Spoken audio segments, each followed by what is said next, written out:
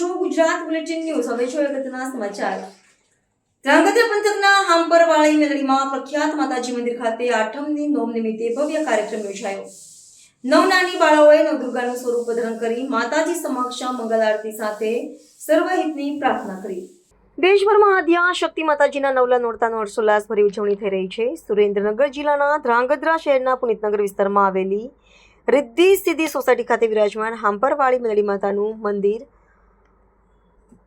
ભક્તોની શ્રદ્ધાનું કેન્દ્ર છે। અહીં દર વર્ષે મંદિરના ભુવા ભરતસિંહ ઝાલા દ્વારા ભવ્ય પાટોત્સવ ઉજવવામાં આવે છે। શાસ્ત્રોક્ત વિધિ વિધાન સાથે હોમ હવન અને માંડો નાખી માતાજીના વધામણા આપવામાં આવે છે। ચૈત્ર અને આસો બને નવરાત્રી દરમિયાન 9 દિવસ સુધી પરંપરાગત રાસ ગરબા અને માતાજીની આરાધના કરવામાં આવે છે। આઠમ નોમના દિવસે ખાસ મહત્વ ધરાવતા ધાર્મિક કાર્યક્રમો યોજાય છે।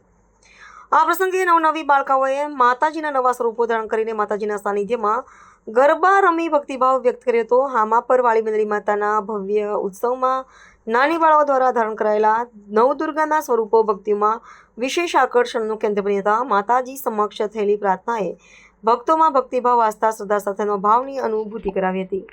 અમારા ધ્રાંગધ્રા શહેરમાં દર વર્ષે નવરાત્રિનું આયોજન કરવામાં આવે છે, જેમાં શ્રી રિદ્ધિ સિદ્ધિ સોસાયટીમાં હાંપણના વાવવાળા મેલડીમાના મંદિરે અમે છેલ્લા 5 વર્ષથી પરંપરાગત રીતે નવરાત્રિનું આયોજન કરીએ છીએ અને બધી જ દીકરીઓ ગરબા રમે છે, જેમાં બધી દીકરીઓએ આઠમના દિવસે નવદુર્ગાનું રૂપ ધારણ કર્યું છે અને લાણીનો ઉત્સવ પણ ઉજવવામાં આવ્યો છે।